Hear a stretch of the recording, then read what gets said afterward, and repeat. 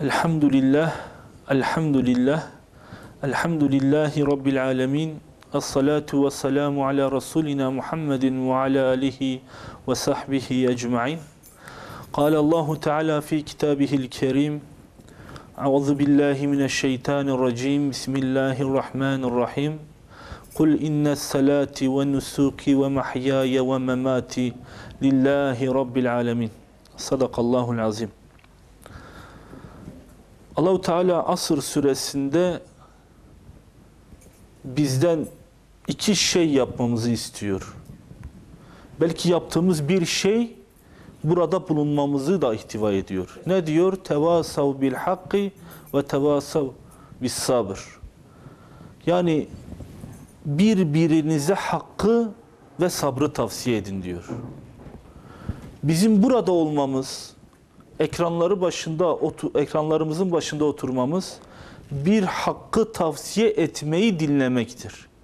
Dinlediklerimizi iletmemiz yine bir hakkı tavsiyeyi iletmektir. Onun için biz ikinci emri de burada yerine getireceğiz. Ne diyordu? Ve tevasav bis sabır.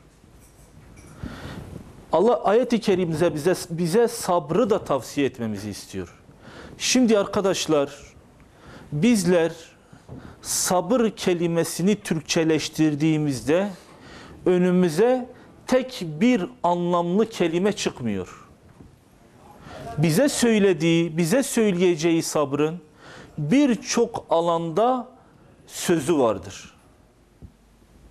Eğer bizler sabrı iyi anlarsak, sahabenin anladığı gibi anlarsak, Resulullah Aleyhisselatü Vesselam'ın yaşadığı sabrı bizler de yaşarsak, işte o zaman belki ayetleri de daha iyi anlamış olacağız.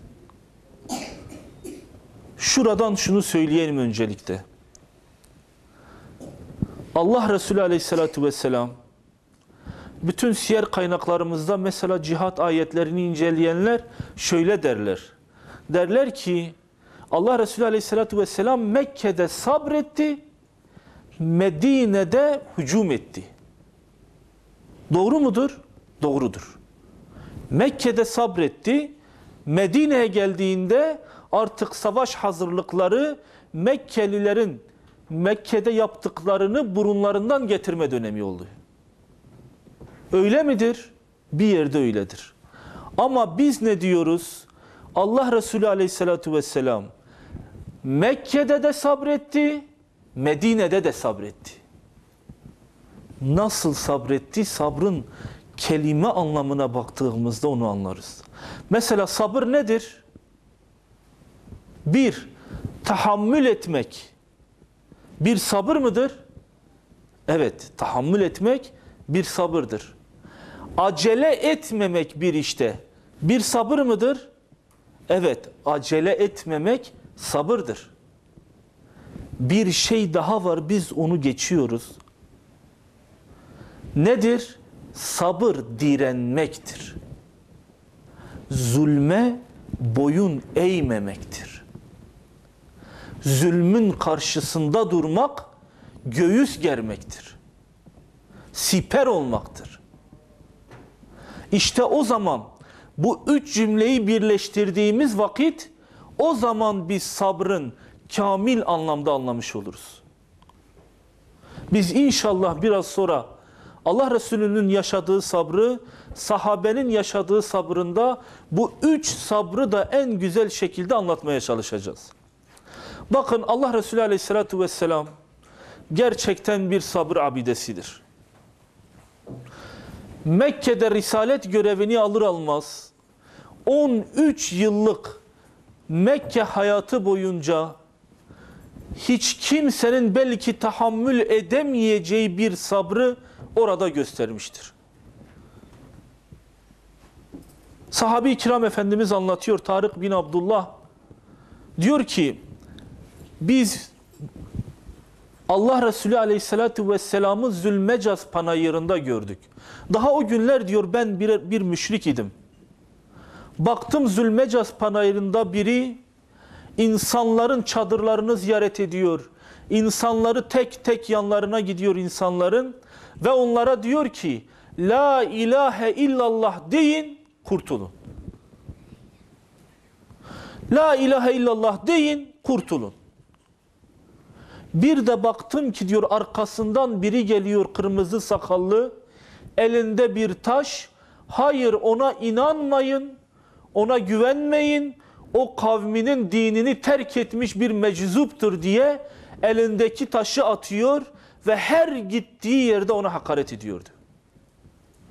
Resulullah Aleyhisselatü Vesselam ona bakmadan, onun ayağına takılmadan her gittiği yerde bunu söylüyordu.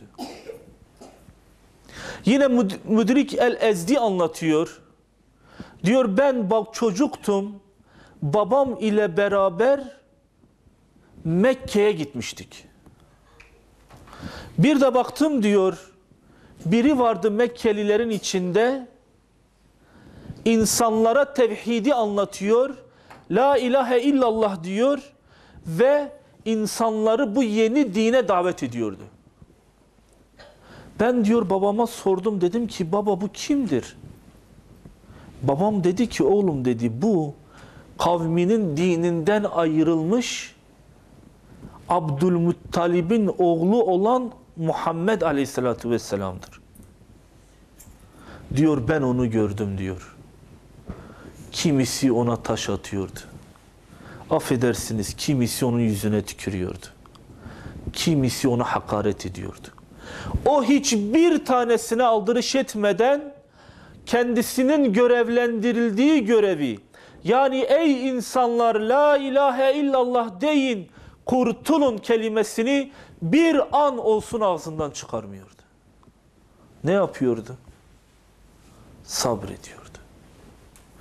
Arkadaşlar onun için Allah Resulü Aleyhisselatü Vesselam sabır ziyadır diyor, güneş gibidir. Hem ışıtır, parlatır önünüzü, hem sizi ısıtır. Yine Hazreti Ayşe soruyor. Diyor ki Allah kendisinden razı olsun, Haysemi'de geçer. Diyor ben bir gün Allah Resulü Aleyhisselatü Vesselam'a sordum. Dedim ki ya Resulallah, acaba sizin başınıza Uhud'dan daha şiddetli bir gün geldi mi? Diyor döndü bana dedi ki ben senin kavminden neler çektim neler. Hele bir de Akabe günü beni görseydin. Hangi gün? Taif'e gidip Taif'te tebliğ ettiğim zamanı bir görseydin.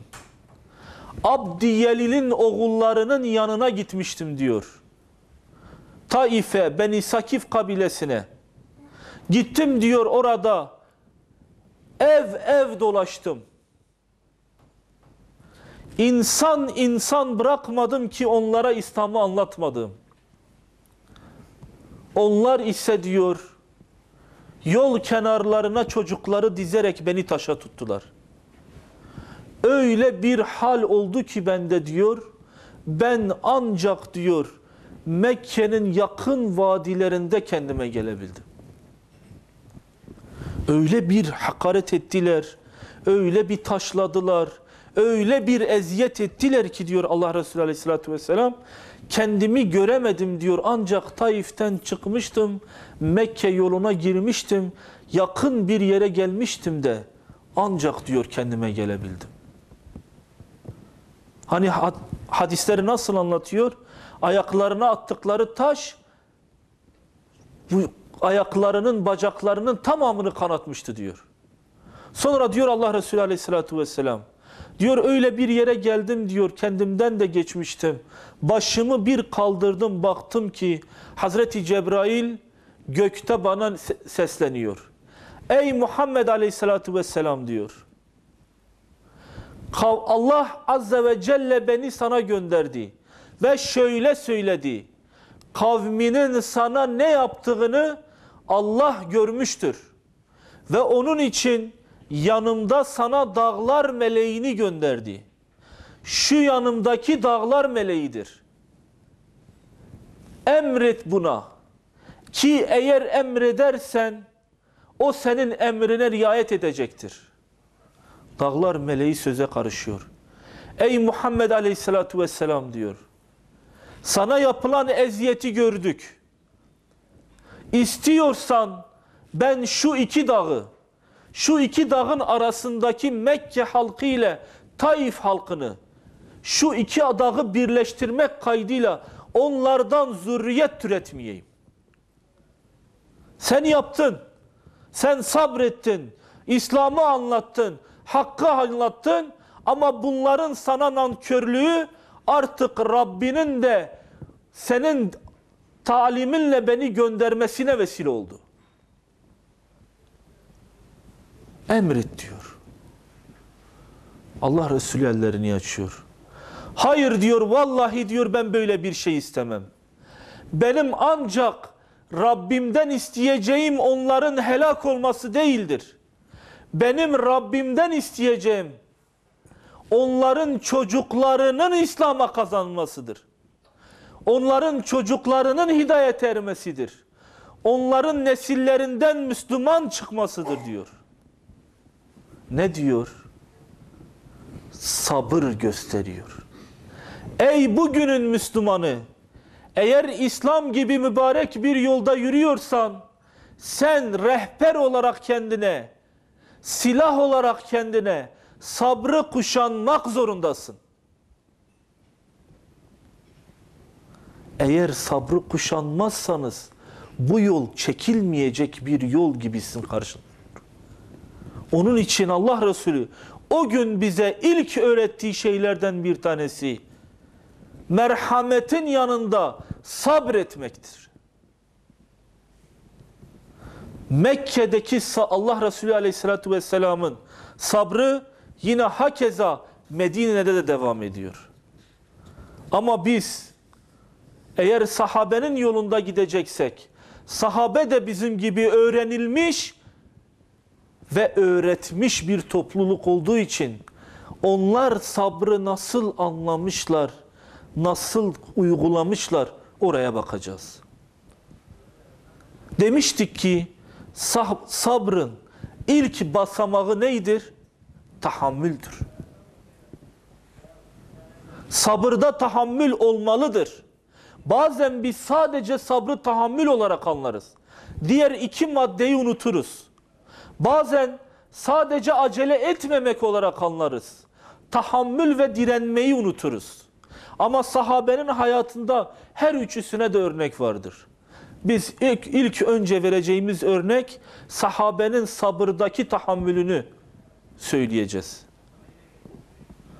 Allah kendisinden razı olsun Hazreti Zünnure. Bu isim gerçekten İslam'da adını çokça zikrettiren bir isimdir. Kadın bir sahabedir, Allah kendisinden razı olsun Hazreti Zünnure. Ve köle bir sahabedir. Mekke'nin ilk döneminde, o işkenceler döneminde iman etmiş ve imanını da açıklamıştır. Biliyorsunuz, kitaplar bize o günü tarif ederken herkes imanını açıklayamaz diyordu. Zünnure o da imanını açıklıyor. Ona işkence yapan kimdir? Hazreti Ömer'dir. Daha Hazreti Ömer, Allah kendisinden razı olsun, daha iman etmemiş. Daha şirk bataklığında bocalıyorken Zünnure iman etmiş. Hazreti Ömer de o günkü şirk dininde kendisini kanıtlamış biridir. Hatta neredeyse Ebu Cehil ile yarışır bir seviyededir. Onun için Allah Resulü dua ederken Ya Rabbi bana iki Amr'dan bir tanesini nasip et. Ya Ebu Cehil, ya Amr bin Hişam ya da Hazreti Ömer. Zünnure iman etmişti. Hasan bin Sabit anlatıyor, Allah kendisinden razı olsun. Medine'nin büyük sahabisi, Allah Resulü'nün şairi. Diyor ki, ben Mekke'ye gittim. Baktım ki Hattab'ın oğlu Ömer iki kadın almış yanına ve oturtmuş onları. O dev gibi eliyle düşmüş o kadınların yanına. Bir onun kafasına vuruyor o kadının, bir bu kadının kafasına vuruyor. Diğer kadın Hazreti Leyla'dır. Allah kendisinden razı olsun. Diyor Zinnure de o kadınlardan bir tanesiydi. Onları diyor habire dövüyordu. Habire onları iman ettikleri için, İslam'a girdikleri için dövüyordu onları. Sonra diyor bir ara ayrılıyordu onlardan. Çekiliyordu bir köşeye. Diyordu ki o kadınlara, sanmayın ki size acıdım diye sizi dövmüyorum. Kalbinize böyle bir şey gelmesin. Ben siz dininizden dönünceye kadar sizi döveceğim. Ama şimdi yoruldum diyor. Sizi döve döve yoruldum. Onun için diyor bir köşeye çekildim. Biraz dinleneyim, biraz kuvvetimi toplayayım. Bakın başınıza ne getireceğim. Bu işkencelere rağmen Zinnure dininden dönmüyor. Sabrediyor. Tahammül ediyor. Ta ki bir gün Hazreti Ömer'in o darbelerinden ötürü gözleri, her iki gözü bir gece uyanıyor, bir sabah uyanıyor ki iki gözü de görmüyor. Ebu Cehil, Hazreti Ömer başlıyor onunla dalga geçmeye. Bak diyor, gördün mü gözlerin de kör oldu. Sen Lat ve Uza'ya tapmadığın için gözlerin kör oldu. Eğer sen Lat ve Uza'ya tapsaydın, işte bu musibet senin başına gelmezdi. Hazreti Zinnure o güne kadar işkence görmesine rağmen Allahu Teala'ya elini açıp ya Rabbi beni bunlardan kurtar gibi bir cümle kullanmıyor. En azından bizim elimize geçmiyor. Ama ne zaman ki Hazreti Ömer ve Ebu Cehil onunla dalga geçmeye başlayınca ellerini açıyor, diyor ki ya Rabbi senden ne gelmişse benim başım üstüne. Ben senin bana verdiğin her şeyden razıyım. Bu körlük de olabilir, bu işkence de olabilir. Ben bunlara sabredeceğim, tahammül edeceğim. Ama ya Rabbi bunlar bana verdiğin bu körlüğü onların Rabbine tapmadığım için olduğunu söylüyorlar. Ya Rabbi gözlerimi bana geri ver. Ben de çıkayım Ömer'in karşısına. Diyeyim ki ey Ömer bak işte sen demiştin Uzza, Lat bu gözlerin kör etti. Ben de ona diyeyim ki bak Rabbim gözlerimi açtı. Gücün varsa yeni baştan kör et. Ne oluyor?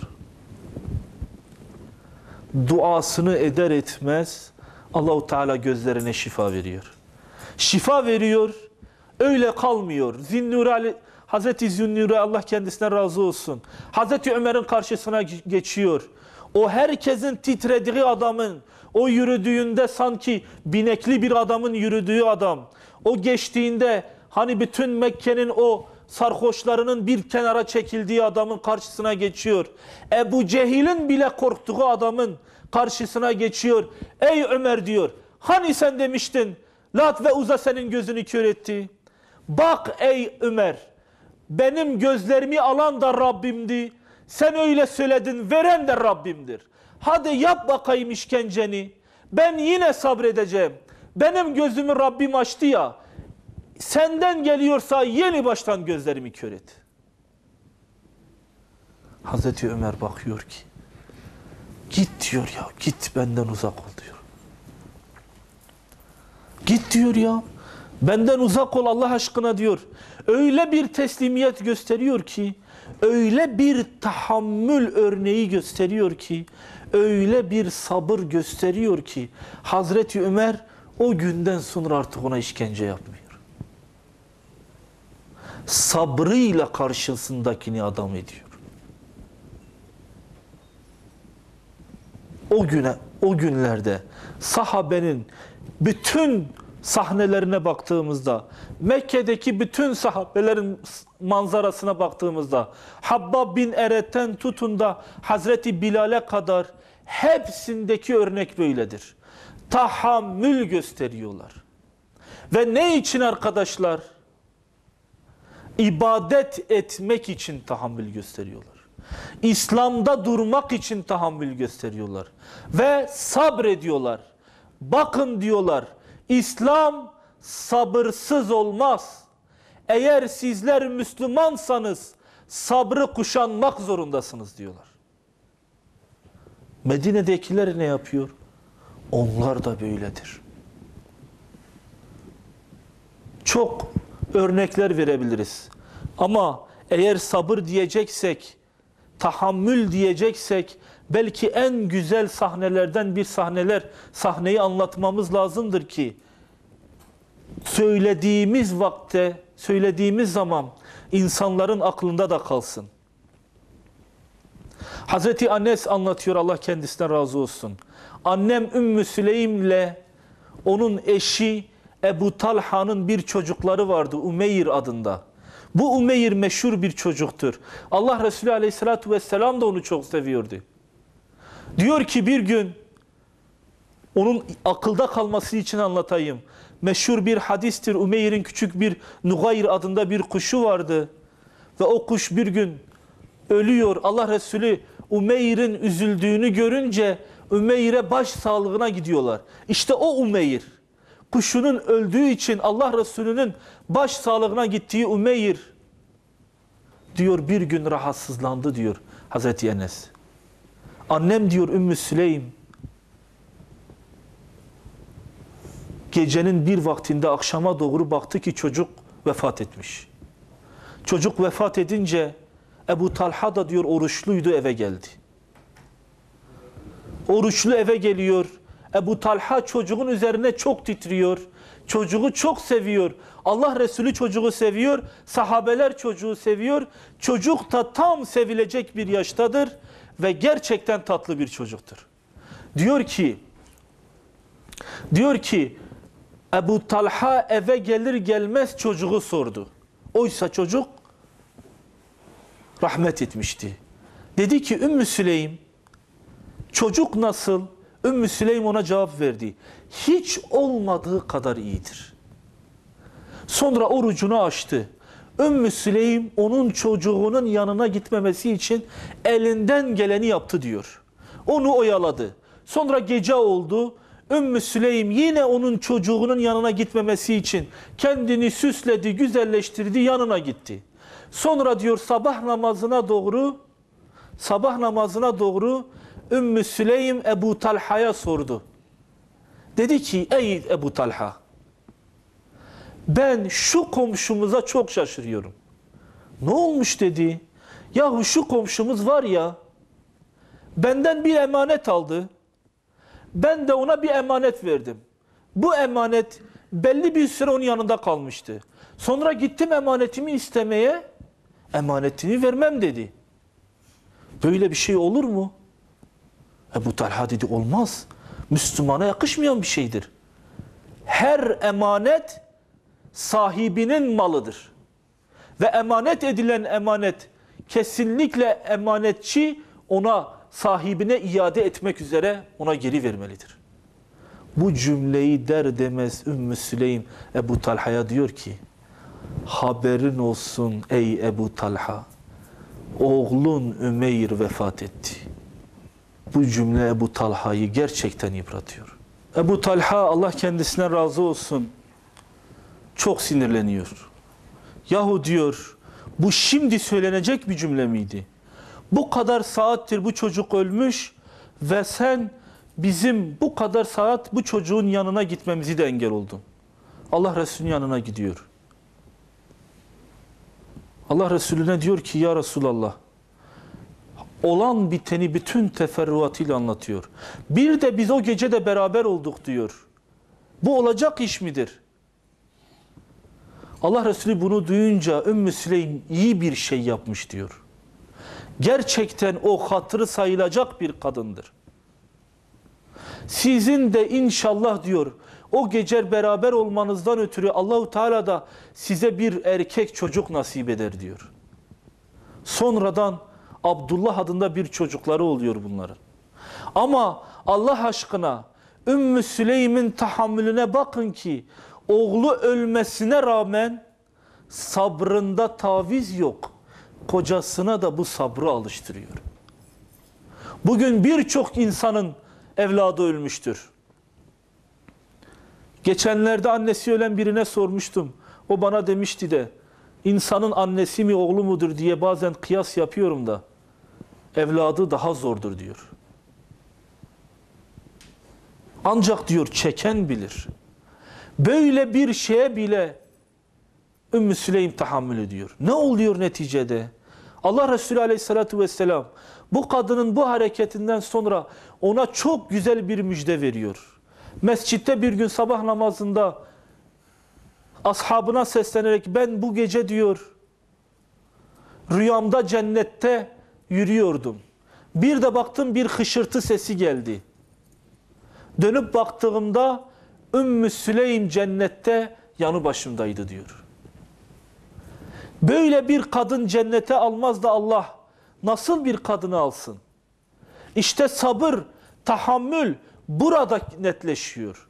Onun için sabır dediğimizde sahabenin böyle tahammülü geçiyor. Hem musibetlere karşı tahammül hem de İslam'da işkencelere, sıkıntılara karşı tahammül. Peki sabrın diğeri neydi? Diğer basamağı neydi? Arkadaşlar, sabrın diğer basamağı da direnmektir. Eğer bizler günah işlememek için direnmezsek, eğer bizler hayır işlemek için direnmezsek, eğer bizler nefsimizin azgınlığına uymamak için direnmezsek, düşmanların İslam'a saldırdığında onları bertaraf etmek için direnmezsek, o zaman sabır etmiş değiliz. O zaman İslam'ımızı da sorgulamak zorundayız. Allah Resulü Aleyhisselatü Vesselam Medine hayatında her 45 güne bir seriye, bir gazve düşmesinin sebebi de o Medine'deki sabrını, Mekke'deki sabrını Medine'de de göstermiş olmasıdır.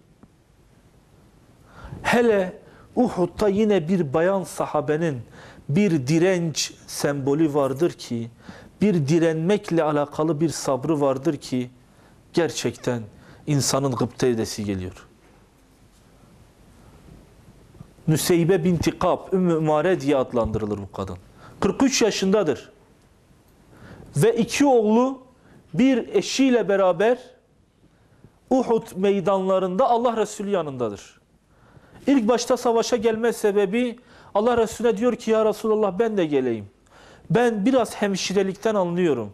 Eğer olur da mücahitlerin bir tanesinin başı kırılır, kılıçla bir yeri yaralanır, ben hastaları tedavi etmek için orada bulunayım.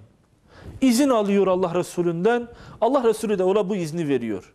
2 oğlu Zeyd ile 2 oğlu Abdullah ile Haris, bir de kocası Zeyd İbni Asım o savaştadır. Uhud biliyorsunuz arkadaşlar, pek de beklenilen bir savaş olmadı.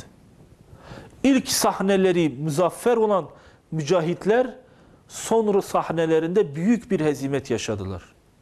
İşte tam o hengamenin içinde müşrikler Allah Resulü Aleyhisselatü Vesselam'ın etrafını kuşattığı sırada Allah Resulü Aleyhisselatü Vesselam'ın etrafında hiç kimse kalmıyor. Kim kalıyor? Ümmü Umare kalıyor. Oğlu Abdullah ile Habib kalıyor. Ve başlıyorlar Allah Resulü Aleyhisselatü Vesselam'ı korumaya. Allah Resulü Aleyhisselatü Vesselam bakıyor ki Ümmü Umare büyük bir cihat sergiliyor. Mücahitlerin yapacağı büyük bir savaşın esintilerini estiriyor orada. Bir kılıç veriyor ona. Ve başlıyor Allah Resulü Aleyhisselatü Vesselam'ı korumaya. Ta ki İbni Kami'a diyor ki eğer Muhammed Aleyhisselatü Vesselam yaşıyorsa ben öleyim. İbni Kami'a Allah Resulü Aleyhisselatü Vesselam'a doğru hamle yapıyor. Musab bin Ümeyr önüne atlıyor. İbni Kami'a Musab bin Ümeyr'i orada şehit ediyor. Sonra karşısına Ümmü Umare geçiyor. Bir kılıç darbesiyle Ümmü Umare'nin yaralıyor.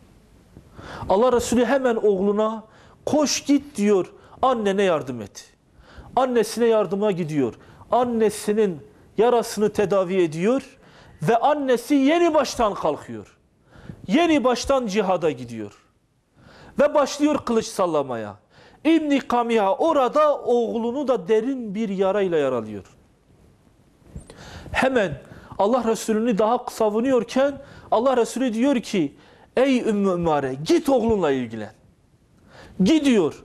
Oğluyla ilgileniyor. Yarasını sarıyor ve hadi oğlum diyor. Bugün durma vakti değildir. Git Allah Resulü'nü koru. Allah Resulü onu görünce Allah senden razı olsun diyor.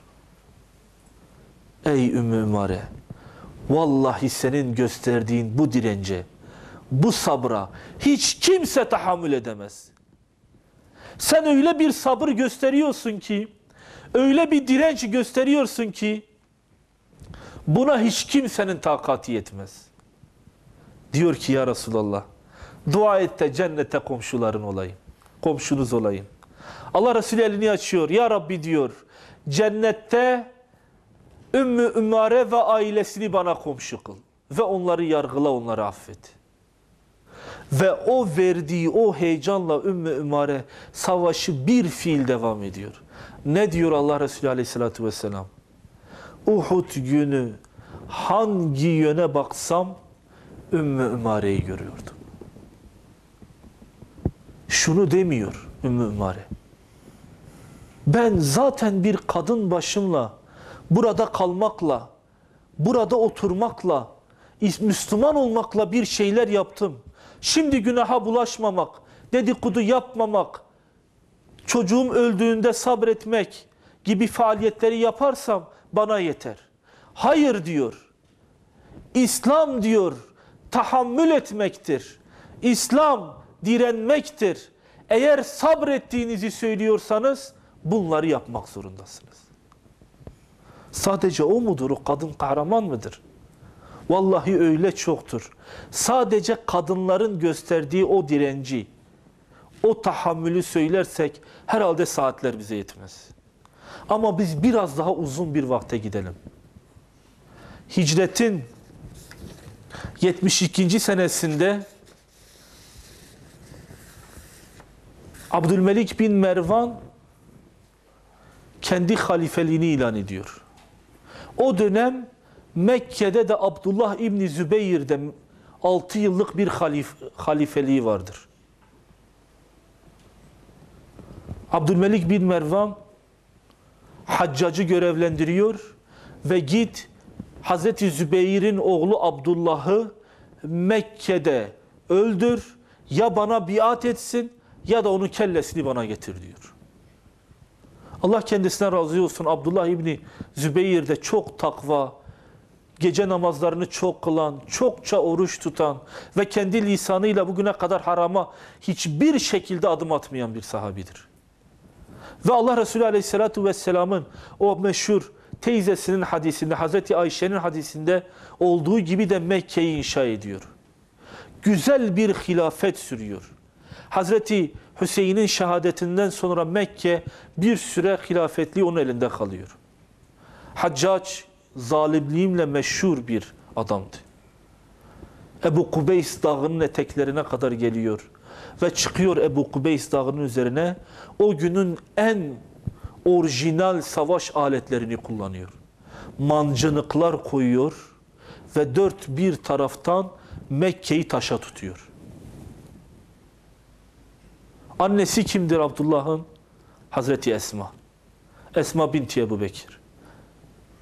Allah kendisinden razı olsun. Müvahhid bir kadındır. Müvahhid olduğunu da yine biraz sonra anlatacağımız sahnede müthiş bir şekilde görüyoruz.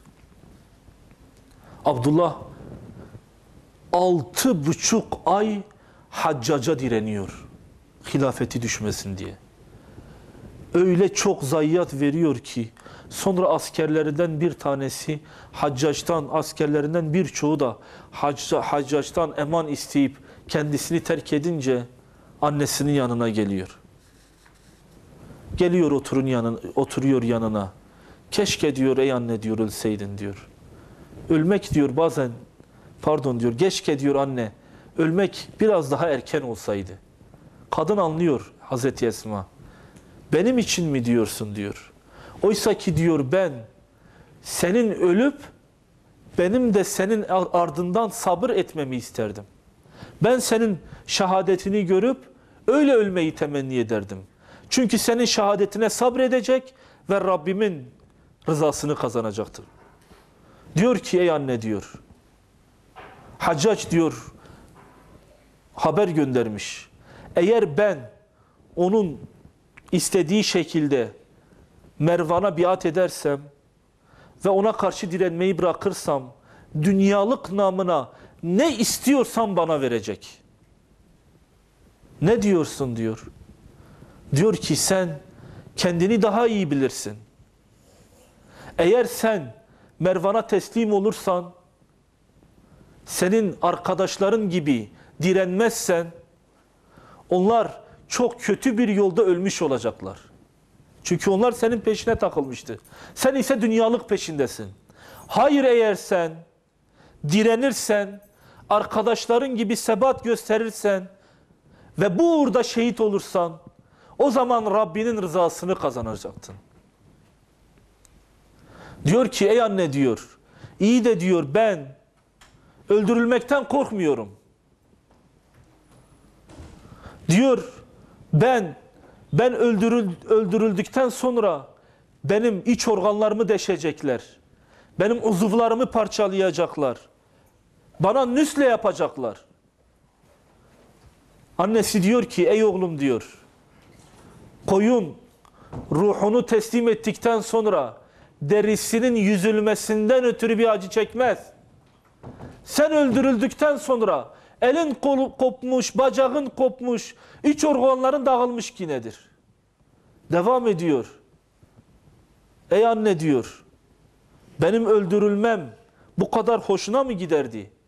Diyor ki ey oğlum diyor, senin başınla Mervan'ın çocuklarının top oynaması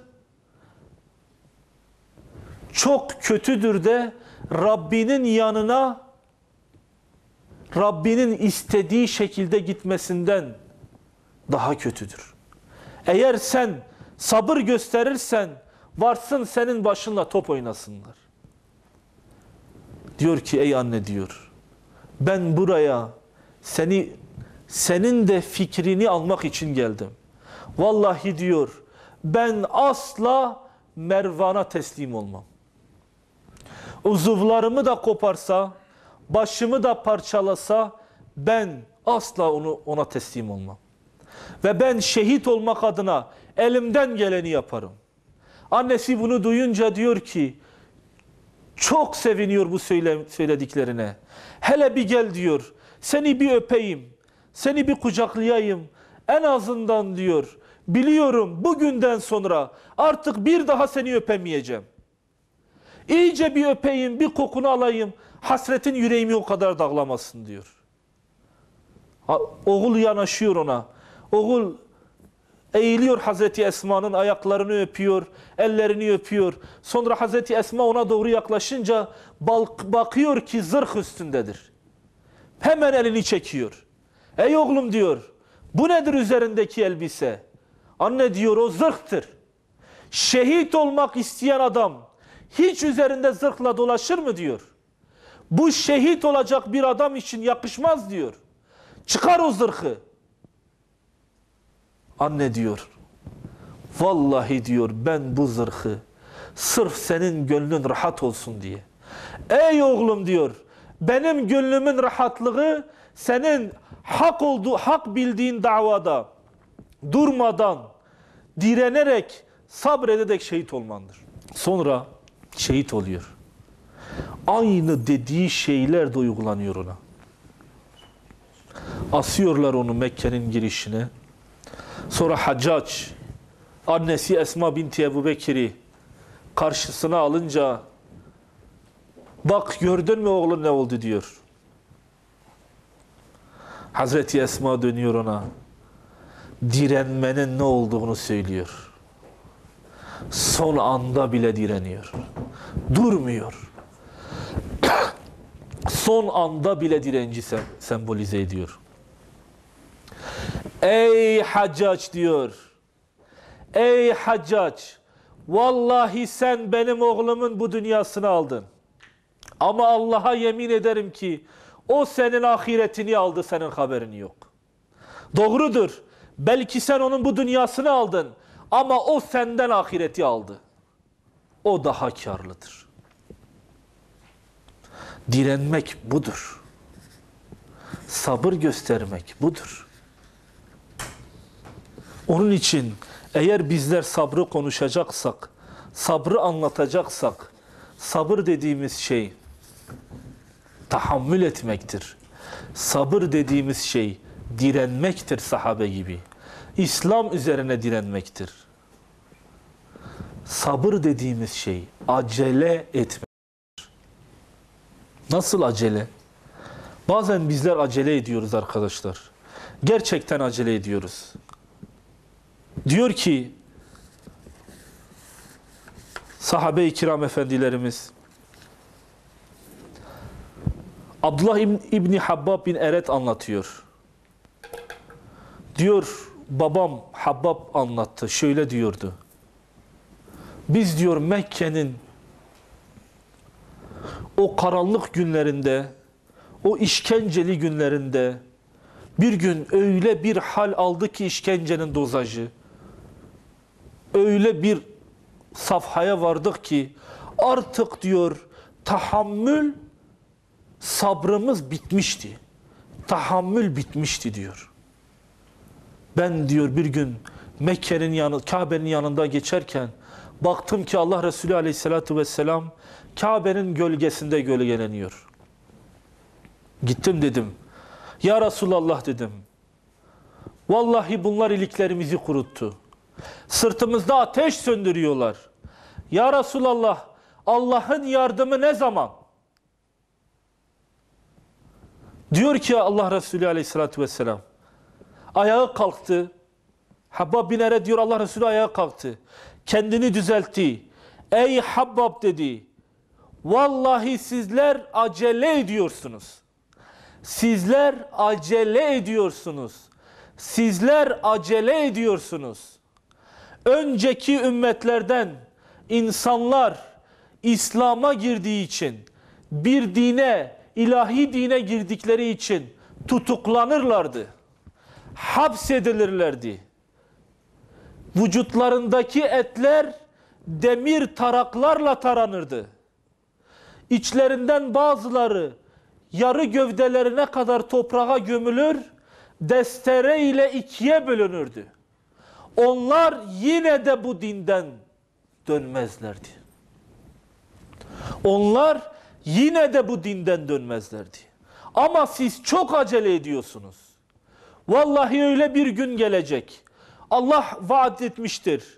Bir kadın Sana'dan Hadramevt'e kadar içinde Allah korkusundan başka bir korku olmadan, hırsız korkusu olmadan, eşkıya korkusu olmadan, şirk korkusu olmadan seyahat edip gelecek. Ama lakin sizler acele ediyorsunuz. Allah Resulü Aleyhisselatü Vesselam acele ediyorsunuz dediği kesim kimdir? Sahabedir. Habbab bin Eret hangi sahneden ötürü oraya gidiyor? As bin Vail ateş yakıyor ve vücudundaki sırtını ateşin üstüne bastırmak suretiyle sırtını yakıyor. Onu kaldırmıyor ta ki sırtındaki yağlarla o ateşi eritsin. Bir gün Hazreti Ömer'e vücudundaki işkence yaralarını gösterdiğinde Hazreti Ömer bakmaya bile tahammül edemiyor. Allah Resulü ne diyor? Acele ediyorsunuz. Ne diyor? Arkadaşlar sabredeceksiniz. Direneceksiniz. Tahammül edeceksiniz. Ve o zaman acele etmediğiniz takdirde Rabbiniz de sizinle olacak. Mükafatı nedir? Nerede bir cennet varsa arkadaşlar, hemen arkasında sabır gelir. Ayet-i kerimeler sabırdan sonra cenneti bahseder.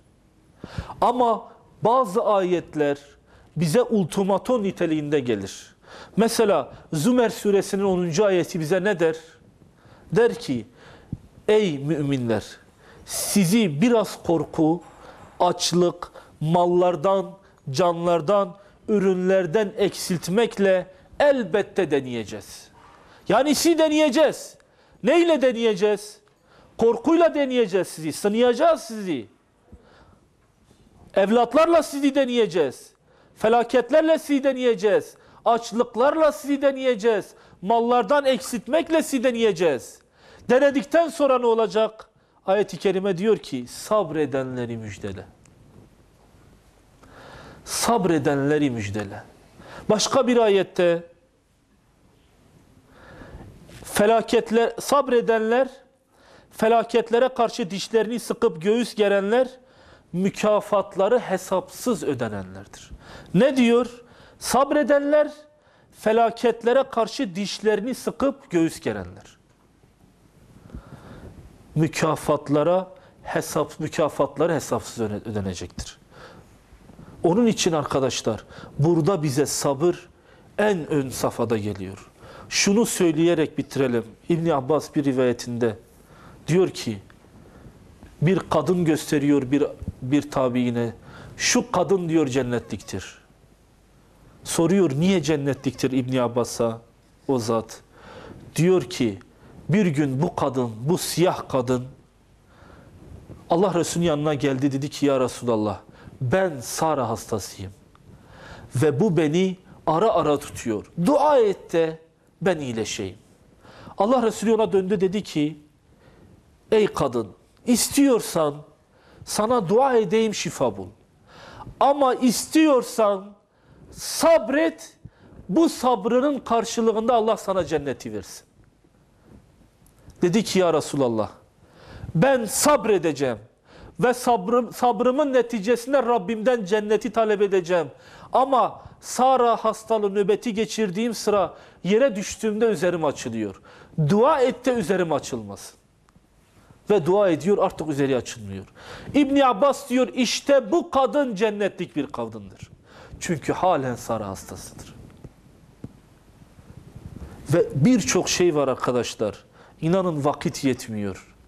Ve sahabe bize sabrın sadece tahammül olmadığını, sabrın direnmek olduğunu ve acele etmemek olduğunu söylüyor. Rabbim gerçek anlamda sabredenlerden etsin. Ayet-i kerimenin tabiriyle Allah sabredenlerle beraberdir. Rabbim ediyoruz ve sabır talibi olduğumuz için de her daim bizimle olsun inşallah. Allah-u Teala sizden razı olsun. Ve ahiru da'vanen elhamdülillahi rabbil alemin.